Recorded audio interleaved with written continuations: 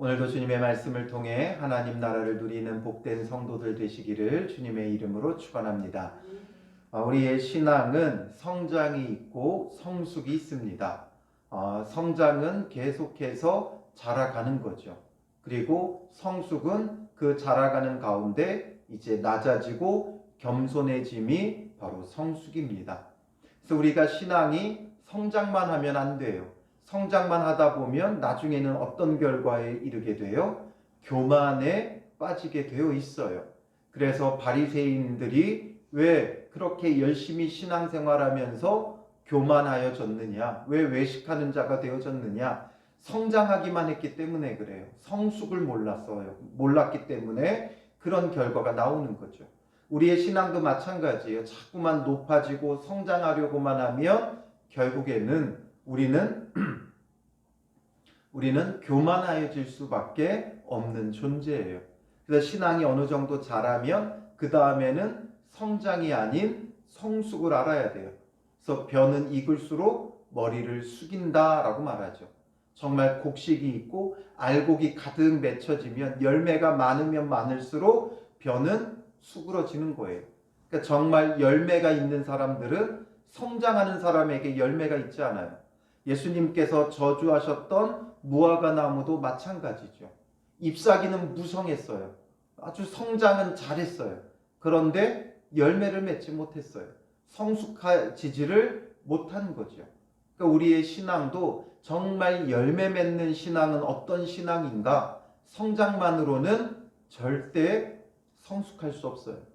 반드시 우리가 겸손해지고 낮아져야 성숙해지고 그 성숙함 가운데 열매가 맺히게 되어지는 것이죠.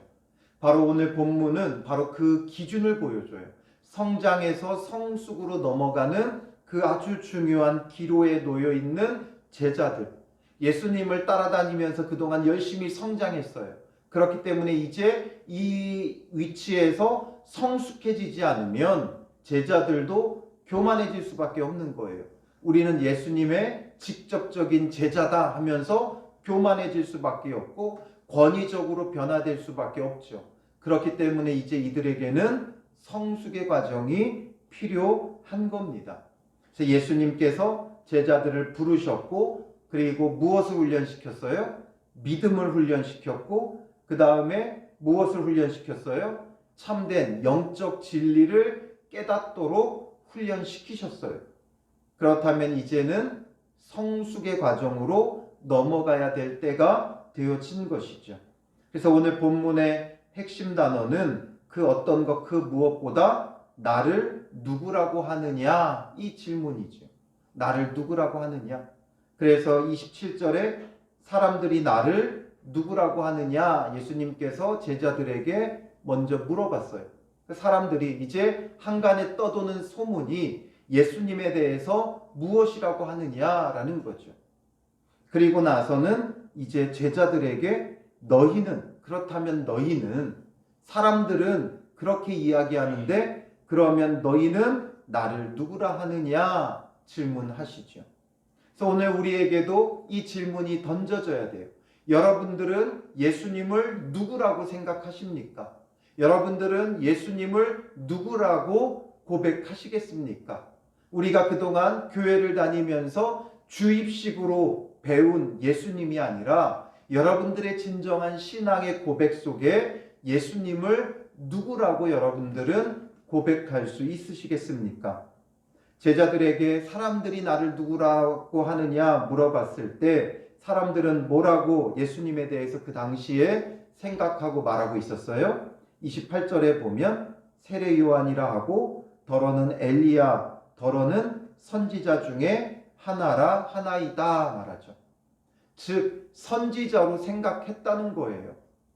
물론 예수님에게는 선지자의 직분이 있으셨어요. 그러나 예수님은 선지자만이 아니시죠. 왕으로서 선지자로서 제사장으로서 이 땅에 오셔서 우리의 구원자가 되어주신 분이에요.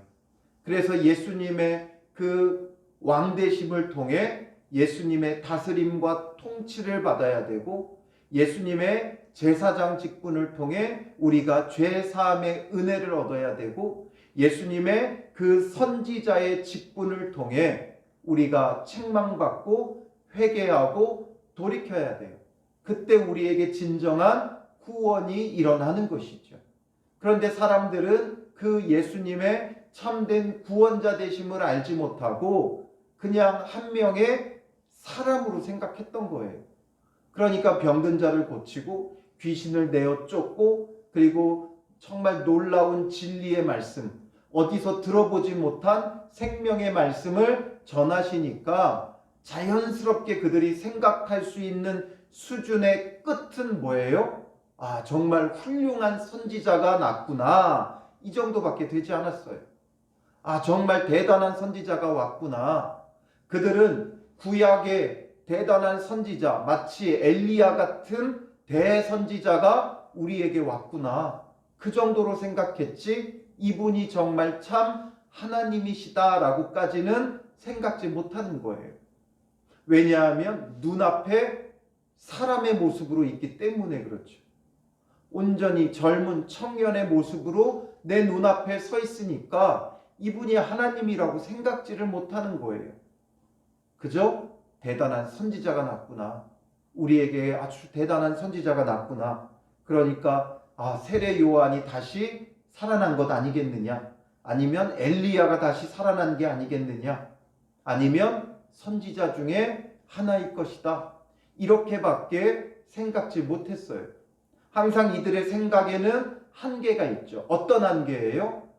인간의 한계가 이들의 생각을 가두고 있어요. 왜 그것을 알지 못했을까 생각하지만 오늘 우리도 다르지 않아요. 잘 생각해 보면 하나님, 전능하신 하나님을 우리가 입술로는 말하지만 하나님의 능력의 수준을 어느 정도로 생각해요? 우리의 생각의 한계에 가둬놓고 있다는 거죠. 그러니까 내가 바라는 대로까지밖에 생각지 못해요. 그러니까 우리는 우리의 생각대로 하나님이 이렇게 해주셨으면, 저렇게 해주셨으면 이렇게 생각하고 기도하고 부르짖죠. 그러나 하나님의 구원은 그 모든 것을 초월해서 정말 전지전능하심을 통해 놀라운 일들을 이루시는 하나님이시죠. 그런데 우리는 그 하나님을 바라보지 못해요. 전능하신 하나님까지는 모르고 그냥 대단한 분 정도로 우리가 받아들일 때가 많죠. 그래서 놀라운 일들, 내 생각의 수준의 정점까지밖에 생각하지 못하는 거예요. 그래서 우리에게 중요한 건 정말 그 모든 한계를 넘어서는 하나님을 알아야 돼요. 우리는 마치 성경에 있었던 일들처럼 하나님께서 기적적인 일들을 베풀어 주시기 원하지만 성경에서 일어나는 일들 정도가 아니라 오히려 그보다 더 놀라운 일도 하신다는 거예요. 그래서 때로는 바다가 갈라지게도 하시고, 바다가 갈라질 것을 기대하고 있을 때는 심지어 바다가 갈라지지 않아도 그 바다 위로 걸어오신 분이 예수님이시죠. 그들은 출애굽기를 생각하면서 이 바람과 파도가 갈라지기를 어쩌면 바랐을지 모를 거예요. 그러나 예수님은 아예 그냥 그 물 위로 걸어오셔서 바람과 파도를 잔잔하게 하시죠. 우리가 이제는 성경의 내용이 익숙해져서 그랬나 보다 할 수 있겠지만 이게 정말 눈앞에서 벌어진다면 정말 우리가 어떻게 말로 표현이 다 안 되죠. 정말 기절초풍할 일이에요. 그러니까 제자들이 보고 뭐라 그랬어요? 유령으로 생각했다 그러잖아요. 유령인가 보다. 귀신인가 보다. 예수님이라고는 꿈에도 생각지 못하고 귀신을 본 듯한 그들의 얼굴이었던 거죠. 이런 것처럼 과연 우리가 그 전능하신 하나님을 아는가? 올해 우리 표어가 전능하신 하나님 앞에 행하여 온전하라, 완전하라. 우리가 정말 그 전능하신 하나님을 믿음으로 고백할 수 있어야 돼요. 우리의 생각의 그냥 끝 정점이 아니라 그 모든 것을 넘어서는 주님을 참되게 알고 고백할 수 있는 그 믿음이 필요한 것이죠. 그래서 예수님은 또 물으셔요. 너희는 나를 누구라 하느냐? 사람들은 선지자 중에 하나로 생각하는데 너희는 나를 누구라 하느냐 할 때 베드로가 뭐라고 대답해요? 29절에 보면 주는 그리스도시니이다. 베드로는 정확히 그리스도이심을 고백하는 거예요. 물론 마가복음에는 간략하게 주는 그리스도시니이다 이렇게 기록이 되어져 있고, 같은 본문을 마태복음을 보면 좀 더 상세하죠. 마태복음 16장 16절에 보면 주는 그리스도시요 살아계신 하나님의 아들이시니이다 고백을 해요. 그리고 누가복음을 보면 누가복음 9장 20절에는 하나님의 그리스도시니이다 이렇게 고백을 해요. 다른 표현들로 기록을 했어요. 기억한 자들, 전에 들은 자들이 표현을 하다 보니까 약간의 차이는 있겠지만 결국 공통되게 들어가는 핵심은 뭐예요? 그리스도시다라는 것을 고백했다는 거예요. 그냥 선지자가 아니라 그리스도. 이 그리스도라는 말은 기름 부음을 받은 자라는 뜻이죠. 그래서 기름 부음을 받은 자가 누구예요? 그 이스라엘 사람들에게는 선지자, 왕, 제사장들을 기름 부어 세우죠. 왜냐하면 이들은 이 세 명의 이 세 직분은 구원자의 역할을 하는 직분이다라는 거예요. 그래서 그리스도라는 말이 기름 부음을 받은 자라는 그 직역하면 그런 뜻이지만 어떤 의미로 쓰이냐면 메시아, 그냥 구원자라는 말이에요. 직역하면 그리스도가 기름 부음을 받은 자지만 이 단어의 개념은 구원자라는 개념을 갖고 있는 거예요. 그래서 히브리어의 메시아 그리고 헬라어로는 그리스도가 되는 거죠. 그래서 구원자라는 거죠. 구원자. 우리의 구원자시다라는 것을 고백하는 거예요. 그래서 왕으로, 선지자로, 제사장으로 우리를 온전하게, 이들은 그동안 역사적으로 있어 왔던 왕, 선지자 그리고 제사장은 예수 그리스도를 예표하는 직분을 가진 자들이었고, 예수님이 오시기 전까지 이스라엘 백성들에게 구원자의 역할을 하는 직분을 받은 자들이었고, 이제는 직분이 아니라 그 자체, 구원자 자체가 되시는 분이 예수님이심을 지금 베드로는 고백하고 있다는 거예요. 그러니까 예수님만이 나의 참된 구원자다라는 거죠. 왕으로서도 선지자로서도 제사장으로서도 완전한 구원자다라는 거예요. 그렇기 때문에 무엇을 바라고 무엇을 더 기대하겠어요? 예수님 한 분이면 충분한 거예요. 대단한 왕이 더 이상 필요하지 않아요. 다윗과 같은 왕이 필요하지 않아요. 엘리야 같은 선지자가 필요하지 않아요. 또한 아론의 계열을 따르는 대제사장이 필요하지 않아요. 예수님 한 분이 그 모든 역할을 하는 거예요. 그게 바로 그리스도예요. 여러분들에게 또 다른 구원자가 필요하지 않아요. 예수님이 그리스도라는 것은 예수님이 우리의 모든 것의 구원자라는 거예요. 예수님은 우리에게 영적인 구원만 주시는 분이 아니고, 죽어서 천국 가게만 하신 구원자가 아니고, 우리에게서 대통령보다 더 훌륭한 우리의 왕이 되어 주시는 구원자고, 그 어떤 목사보다 더 훌륭하고 완전하고 완벽한 생명의 말씀을 주시는 선지자시고, 또 그 어떤 것보다 귀하고 값진 우리의 죄를 씻어주시는 제사장의 역할을 하시는 분이에요.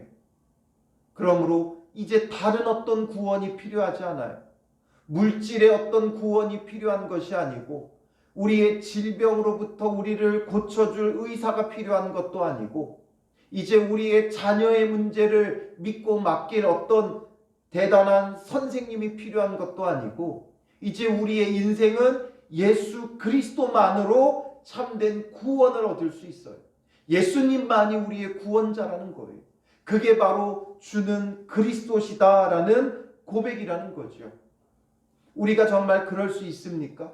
자녀들의 문제가 있을 때 다른 어떤 전문가, 오은영 씨 같은 그런 전문가를 찾지 않아도 예수님이면 우리가 정말 구원받는다는, 우리 자녀들의 모든 문제가 해결된다는 믿음이 우리에게 있느냐라는 거예요.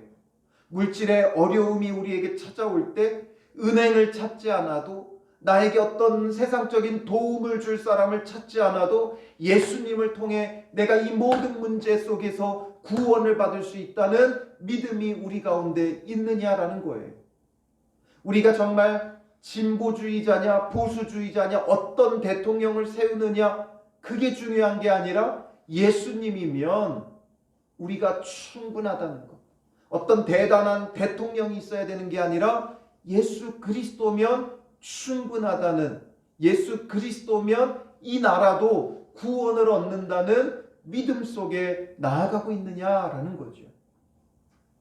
그러니 주는 그리스도시다라는 이 고백이 우리가 그동안 교리적으로만 배워왔던 왕이요 선지자요 제사장이 아니라 우리의 모든 삶, 우리의 모든 삶의 진정한 구원자가 예수님이시다는 것. 영적인 것뿐만 아니라 육적인 것, 정치적인 것, 경제적인 것, 모든 것의 구원자가 예수님이시다는 고백이 주는 그리스도시다라는 거예요. 그 당시에 그리스도는 그들의 모든 부분의 지도자로서 구원자의 역할을 했던 자죠. 왕이고 제사장이고 선지자였고. 그러나 이 시대에는 이제는 왕, 제사장, 선지자 뿐만 아니라 모든 우리의 삶 가운데 구원을 줄 수 있는 자, 예수님은 우리의 대통령이시고, 예수님은 우리의 의사가 되시고, 예수님은 우리의 선생님이 되시고, 예수님은 우리의 모든 해결사가 되시고, 모든 것의 구원자가 예수님이라는 고백이 주는 그리스도시다라는 거예요. 왜 그 구약시대 아니면 신약시대 2000년 전 그 왕, 제사장, 선지자 이 직분에 예수님을 우리가 메어놓습니까? 오히려 그 모든 것을 넘어 오늘날에도 여전히 예수님은 대통령으로서, 또 경제 전문가로서, 또 자녀 교육의 전문가로서, 우리의 의사로서 모든 것을, 모든 직분을 다 감당할 수 있는 분이 우리의 진정한 구원자 예수님이시라는 그 고백이 주는 그리스도시다라는 고백이에요. 주님에 대해서 정말 추호도 의심이 없어야 돼요. 추호도 우리의 갈등이 없어야 돼요. 그냥 전심으로 그분 한 분만을 바라보고 붙잡고 나아가는 그런 믿음, 그런 신앙이 되어져야 돼요. 그래서 베드로가 주는 그리스도시다라는 고백을 하니까 예수님이 무엇을 말씀하세요? 물론 마태복음에 보면 더 상세한 내용들이 있지만 그보다 이제 마가복음에서는 정말 핵심적인 것만 짚고 넘어가는 거예요. 그래서 마가복음은 가장 먼저 쓰여진 복음서고 가장 중요한 핵심 뼈대를 이룰 만한 것들을 써놨고, 그 다음에 마태와 누가와 요한은 거기에다 이제 살을 붙인 거죠. 놓치면 안 될 것, 그 외에도 놓치면 안 될 것을 더 첨가해서 상세히 기록한 거예요. 그러니까 핵심적으로 예수님께서 이 일을 통해 말씀하고자 하시는 게 무엇입니까? 이 고백 속에서 예수님은 31절 마지막에 보면 비로소 그들에게 가르치시되 말하죠. 비로소 그들에게 가르치시되. 이 고백이 있을 때 비로소 가르치시는 거예요. 베드로가 그동안 예수님을 졸졸 쫓아다니면서 보니까 예수님은 그냥 대단한 선생님, 선지자 정도가 아니고 정말 하나님의 아들 그리스도이심을 그는 경험한 거예요. 그러니까 정말 이 예수님만이 우리의 모든 것의 구원자가 되시는구나. 이걸 고백하니까 예수님은 비로소 그들에게 가르치시되, 비로소 가르치셨다. 결국에는 정말 예수님이 가르치고 싶었던 건 이거라는 거죠. 그동안은 기초를 다진 거예요. 기초를 다진 거예요. 그리고 이제 정말 이 제자들에게 가르치고 싶었던 것, 비로소 그들에게 가르치시되, 그동안은 이들이 이해할 수 없고 받아들일 수 없기 때문에 예수님께서 아껴두었던 거예요. 그리고 이제 비로소 이 고백 아래, 이제는 이들에게 전할 때가 되었다. 정말 예수님이 전적으로 우리의 구원자 되신다라는 것을 믿을 때 비로소 예수님이 가르치시는 것.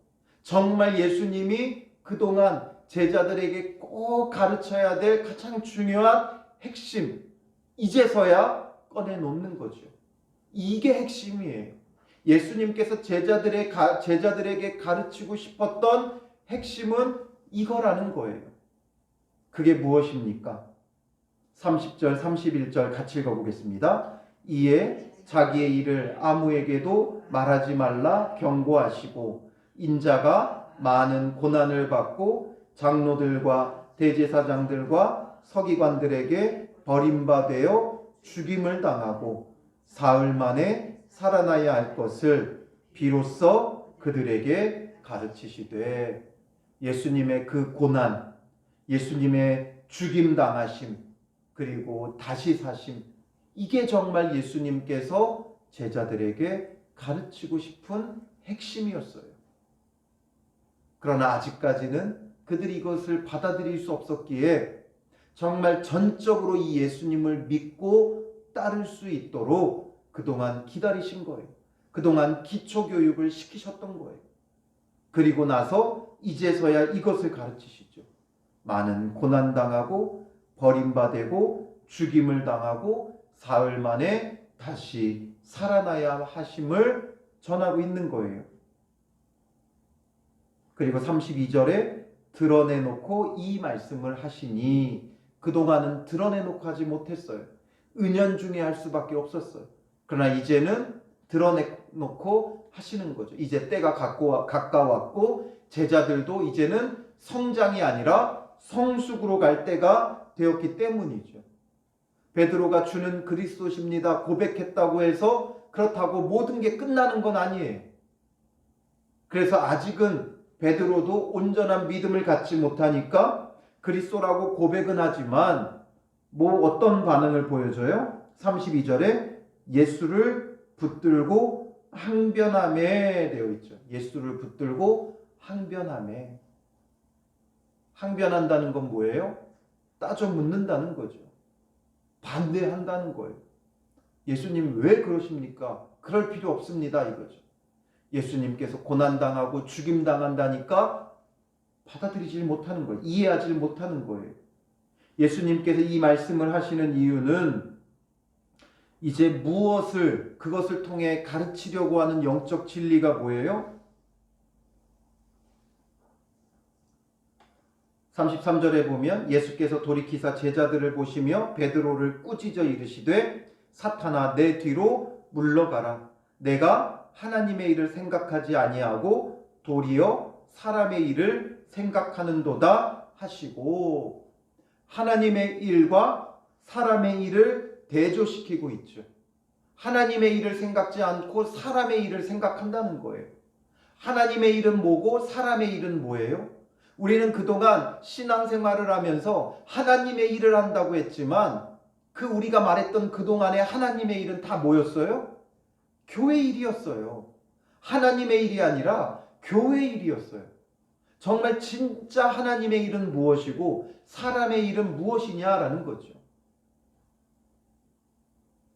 베드로는 하나님의 일을 이해하지 못하니까 사람의 일을 생각했어요. 그래서 예수님께서 이어서 뭐라고 말씀하세요? 34절에 무리와 제자들을 불러 이르시되, 누구든지 나를 따라오려거든 자기를 부인하고 자기 십자가를 지고 나를 따를 것이니라 말씀하시죠. 이게 바로 하나님의 일이에요. 하나님의 일이란 자기를 부인하고 자기 십자가를 지고 예수님을 따라가는 거예요. 낮아지고 죽어지고 섬기는 것, 이게 하나님의 일이고 이게 예수님의 길이에요. 예수님께서 이것 하기 위해 이 땅에 오셨죠. 십자가를 지고 우리의 죄를 위하여 십자가를 지고 죽으시기 위해 이 땅에 오셨고, 예수님의 제자라면 마땅히 예수님과 동일한 삶을 살아가야 되는 거예요. 그러니까 사람의 생각처럼 사람의 일들처럼 높아지고 영화로워지는 것이 아니라 하나님의 일은 낮아지고 겸손해지고 죽어지는 게 하나님의 일이에요. 그래서 35절에 뭐라고 말씀하세요? 누구든지 자기 목숨을 구원하고자 하면 잃을 것이요. 자기 목숨을 구원하고자 하는 건 이게 지극히 인간적인 일, 사람의 일이죠. 이게 사람의 일이에요. 자기의 목숨을 구원하고자 하는 것. 그래서 잘 먹고 잘 살고 그게 사람의 일이에요. 그럼 하나님의 일은 뭐예요? 누구든지 나와 복음을 위하여 자기 목숨을 잃으면 구원하리라. 바로 예수님과 복음을 위하여 자기 목숨을 잃어버리는 것, 이게 하나님의 일이에요. 우리는 이것을 할 수 있어야 돼요. 그동안 예수님을 믿는 이유가 어떻게 보면 사람의 일 때문이었을 거예요. 어떻게 하면 잘 먹을까? 어떻게 하면 잘 살까? 어떻게 하면 돈 문제 해결할까? 어떻게 하면 건강 문제 해결할까? 어떻게 하면 자녀 문제 해결할까? 그러나 예수님의 제자가 된다는 건 이 모든 것을 버려두고 예수님을 따르는 거예요. 모든 걸 버려두었다고 하니까 우리가 가진 걸 다 버려야 되는 것처럼 착각하면 안 돼요. 바로 우리의 삶의 이런 문제를 다 버리는 거예요. 내려놓는 거예요. 그리고 예수님을 따르는 거예요. 그렇기 때문에 이제는 내 목숨을 구원하고자 하는 것이 아니라 예수님과 복음을 위해 내 목숨을 버리는 거죠. 주를 위해 사는 거예요. 그래서 자기를 부인하고 자기 십자가를 지고 주님을 따르는 거예요. 내가 아무것도 아님을 깨닫고 자기를 부인하는 거예요. 나의 욕심, 그동안 내가 쫓아왔던 내 욕심, 내 자아, 내 삶, 이 모든 것을 버려두고 부인하고 이제는 내가 져야 될 십자가는 낮아지는 거죠. 죽어지는 거예요. 이게 바로 하나님의 일이에요. 이걸 지금 예수님은 우리에게 가르치고 싶으신 거예요. 그동안 우리의 신앙생활은 어떻게 보면 기초 과정이었어요. 예수님을 믿으면서 어떻게 하면 내가 더 낮아질까? 어떻게 하면 내가 더 죽어질까? 어떻게 하면 내가 나를 부인하고 내 십자가를 지고 주님을 따를까? 우리가 이런 신앙생활을 했습니까? 아니죠. 어떻게 하면 잘 먹을까? 잘 입을까? 잘 살까? 어떻게 하면 내 문제 해결되어질까? 그래서 교회를 찾고, 그래서 기도하고, 그래서 예수님의 이름을 불렀죠. 물론 그런 문제에도 구원자가 되시는 분이지만 이제는 우리가 성숙의 과정으로 들어간다는 것은 그런 부분을 놓고 이제는 씨름하는 수준은 넘어서야 되는 거예요. 그래서 나의 욕심과 정욕을 내려놓고 부인하고 이제는 내가 져야 될 십자가, 내가 누구를 섬겨야 하는가, 내가 어떻게 낮아져야 되는가, 내가 어떻게 죽어져야 되는가, 주를 위하여 낮아지기 위해, 죽어지기 위해, 섬기기 위해 신앙생활을 하는 자가 되어져야 한다는 것이죠. 정말 중요한 게 무엇인가? 우리가 오히려 낮아지고 죽어지면 산다라는 거죠. 낮아지고 죽어지면 살아요. 죽고자 하면 오히려 살아요. 정말 신비한 일이죠. 이순신 장군도 전쟁터에 나가며 그런 말을 했잖아요. 살고자 하는 자는 죽을 것이요 죽고자 하는 자는 살 것이다. 그 말과 똑같아요. 어떻게든 살아보겠다고 발버둥 치면 오히려 더 어려워지고 힘들어지고 길이 안 보여요. 그러나 주님 앞에 맡기고 죽었다 하며 살아가면 오히려 주님이 나를 건지시고 나를 살리시는 거죠. 그러니까 오늘 우리에게 필요한 신앙의 자세도 이제는 주를 위해 내가 죽어져야 한다라는 거예요. 그러나 베드로는 지금 이것을 이해하지 못하니까 항변하고 있죠. 그래서 나중에 어떻게 돼요? 그래서 살고자 하니까 예수님께서 붙잡혀 가실 때 제자들이 다 흩어져 버리는 거예요. 부인하는 거예요. 절대 부인하지 않겠다고 했던 베드로는 3번이나 부인하게 되어지는 거예요. 여전히 이들은 사람의 일을 생각하고 있는 거예요. 하나님의 일을 생각지 않는 거죠. 그러니까 항변하고, 그러니까 절대 부인하지 않겠다고. 그래서 결국에는 부인하는 자들이 되어지는 거죠. 그래서 오늘 우리가 정말 주를 위해 죽어지고자 하면 우리의 모든 것은 오히려 살아나는 역사가 일어나는 것이죠. 그래서 예수님은 또 뭐라고 말씀하세요? 사람이 만일 온 천하를 얻고도 자기 목숨을 잃으면 무엇이 유익하리요? 정말 중요한 건 우리가 목숨을 얻어야 되지 않느냐. 그 얻는 방법은 정말 예수님이 그리스도라고 생각한다면 예수님의 말씀을 믿고 따라가야죠. 예수님이 무엇을 말씀하셔도 당장은 이해되지 않아도 어떻게 사람이 죽는 게 사는 것이고 살고자 하는 게 죽는 것이냐 이해가 안 되죠. 그러나 예수님이 그리스도니까 의심하면 안 되는 거예요. 믿고 따라가야 되는 거예요. 항변할 필요가 없어요. 예수님이 그리스도라고 고백했잖아요. 그러면 예수님이 구원자니까 그 예수님의 말씀을 절대적으로 믿고 신뢰하고 따라가야 돼요. 그러나 베드로가 그리스도라고 고백은 했지만 아직 온전한 고백이 되지 못하니까 항변하게 되는 거예요. 오늘 우리도 입술로는 그리스도라고 고백을 하지만 그게 온전한 믿음으로까지 고백되어지지 않으니까 우리도 주저하고 있고 하나님의 일이 아닌 자꾸 사람의 일을 생각하는 거죠. 심지어 교회 일을 하면서 하나님의 일을 한다고 우리가 착각할 때가 많이 있죠. 결국에는 다 사람의 일이에요. 그리고 38절에 누구든지 이 음란하고 죄 많은 세대에서 나와 내 말을 부끄러워하면 인자도 아버지의 영광으로 거룩한 천사들과 함께 올 때에 그 사람을 부끄러워하리라. 예수님과 예수님의 말씀을 부끄러워한다는 게 뭐예요? 낮아지고 죽어지는 것. 예수님 때문에 낮아지고 죽어지는 걸 부끄러워한다면 예수님도 나중에 우리를 부끄러워하신다는 거예요. 그러니 예수님과 함께 낮아지는 것, 십자가를 지고 주님을 따르는 것, 이걸 부끄럽게 생각하면 안 되고 그리스도의 그 십자가에 동참한다는 사실로 영광스럽게 여길 수 있어야 되는 거예요. 오늘 예수님 때문에 당하는 그 고난 영광스럽게 생각해야 된다는 거죠. 우리는 때로는 주를 믿으며 살아가는 우리의 인생이 너무 비루해 보이고 비참해 보일 때가 있어요. 그러나 그건 비루하고 비참한 게 아니에요. 예수님의 십자가만큼 외적으로 보면 부끄럽고 수치스럽고 비참한 게 어디 있겠어요.